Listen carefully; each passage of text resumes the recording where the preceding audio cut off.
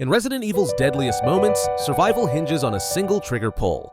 When rockets fall from the sky, magnums lurk behind locked armories, and one wrong move means game over. These aren't just weapons. They're panic buttons, lifelines, and the stuff of urban legends in gaming.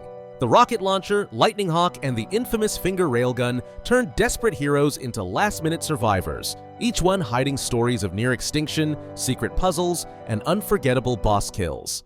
But with every bullet so rare, every grenade so precious, how did players ever decide when to use them?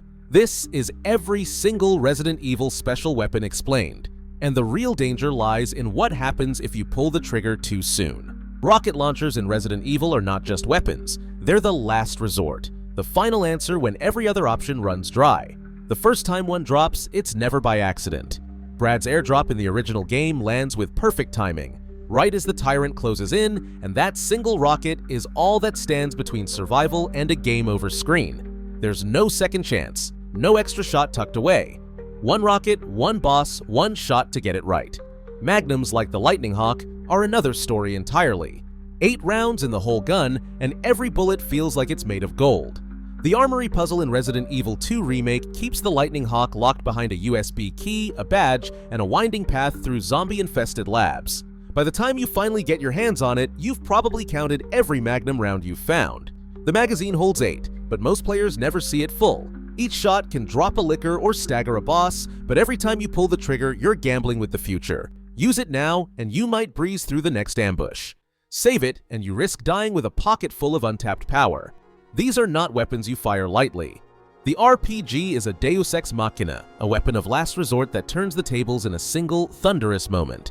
The Magnum is a panic button you're almost afraid to press, its power rationed out in nervous anticipation of what's still to come. Design in the 1990s made sure you felt the weight of each trigger pull. No infinite ammo, no easy refills, just the constant pressure to make every shot count. That's why the memory of firing one lingers long after the credits roll. In Resident Evil, the difference between victory and defeat often comes down to a single, perfectly timed squeeze of the trigger. The grenade launcher in Resident Evil isn't just a weapon, it's a chemistry set in disguise. In the original Resident Evil 3, every round you fired could be traced back to a handful of gunpowder vials and a battered reloading tool.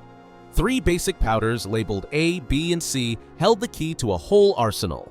Handgun bullets, shotgun shells, and every flavor of grenade round you could imagine.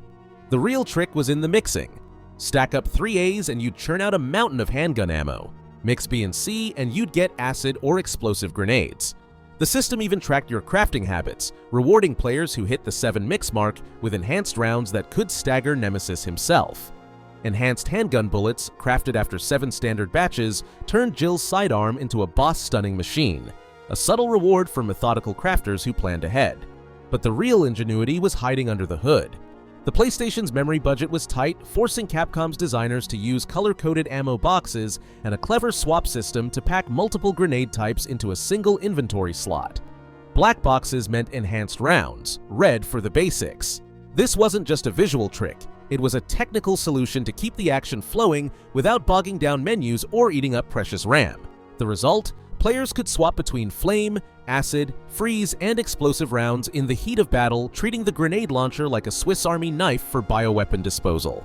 By the time Resident Evil 3 Remake rolled around, the system was streamlined. The old A, B, C powders were gone, replaced by plain gunpowder and high-grade mixes. Crafting was fast, but the spirit of adaptability lived on. The grenade launcher still let you load up different rounds for every threat. Acid for hunters, flame for plant monsters, freeze for Nemesis's mutated forms. The freeze rounds in particular became the ace up Jill's sleeve, capable of locking Nemesis in place just long enough to line up a perfect shot. That modular thinking, crafting the right tool for the job, set the stage for Resident Evil 4's upgrade revolution. But by then, scarcity was giving way to customization. The era of making do with what you had was ending, but the lessons of every color-coded round, every hard-earned freeze shot, stuck with players long after the credits rolled. Every Resident Evil arsenal has its dark horse, and in Resident Evil 4, nothing fits that role better than the Red 9. Early on, it is just another pistol. Awkward recoil, slow reload, and a price tag that makes you wonder if it is worth the hassle. But patient players know the truth.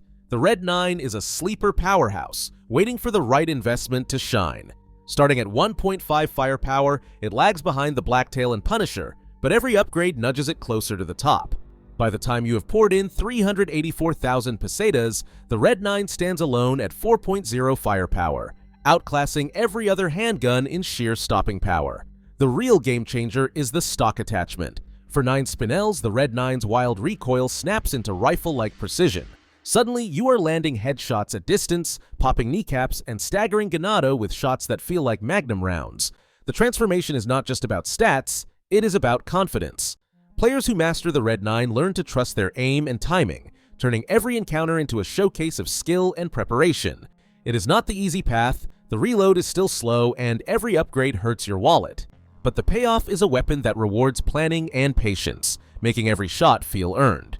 For those willing to ride out the early awkwardness and commit to the climb, the Red 9 becomes more than a sidearm. It is proof that smart investment can turn an underdog into the MVP of the village. The Broken Butterfly isn't just a magnum, it's a test of nerve and wallet.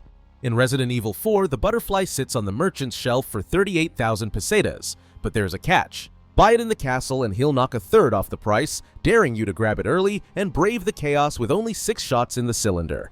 Each round hits with 15 firepower out of the box, but the real draw is the exclusive upgrade. Sink in the cash or burn a 30 spinel ticket and you're holding a hand cannon that jumps to a staggering 50 firepower per shot.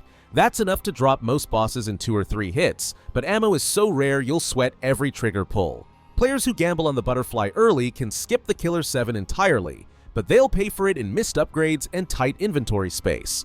The smart ones keep a spinel ticket in their back pocket, skipping the grind and unlocking its full potential the moment it matters most. It's the ultimate glass cannon, a weapon that can end a fight in seconds, or leave you empty and exposed if your aim slips. In Resident Evil, the Magnum isn't just a luxury. It's a high-risk, high-reward payoff for players who know when to spend, when to save, and when to put everything on the line for one perfect shot. The rules of Resident Evil change the moment infinite ammo enters the arsenal. Take the Chicago Sweeper, a 70-round submachine gun straight out of a Prohibition-era fever dream. Unlocked by finishing professional mode with an A rank, it's a reward that turns every room into target practice. The exclusive upgrade costs just 10,000 pesetas, and with it, the Sweeper spits out endless bullets, letting you mow down entire mobs without a second thought. Then there's the Primal Knife.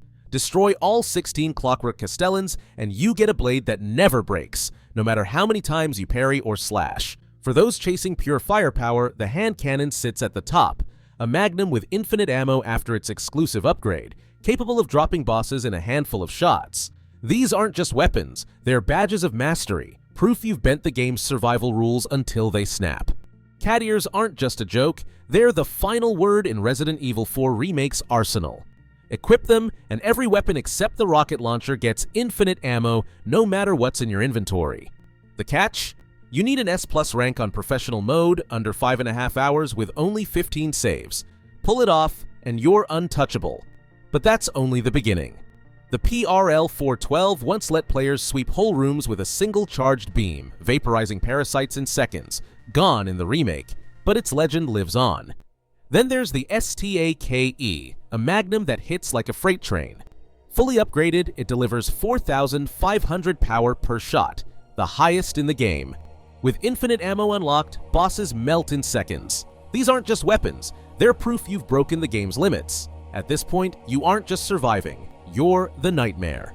Across over 25 years of Resident Evil history, more than a dozen unique special weapons have defined the series' survival.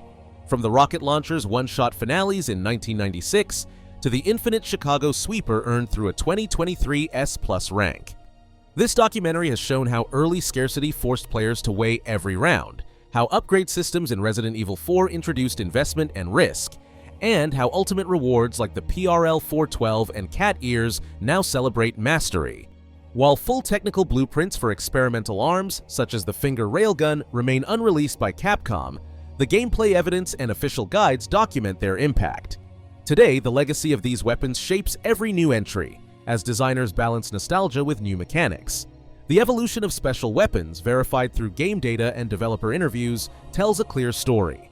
Resident Evil's arsenal is as much about challenge and reward as it is about power. The secrets behind some weapons may stay locked, but their influence on survival horror is irrefutable.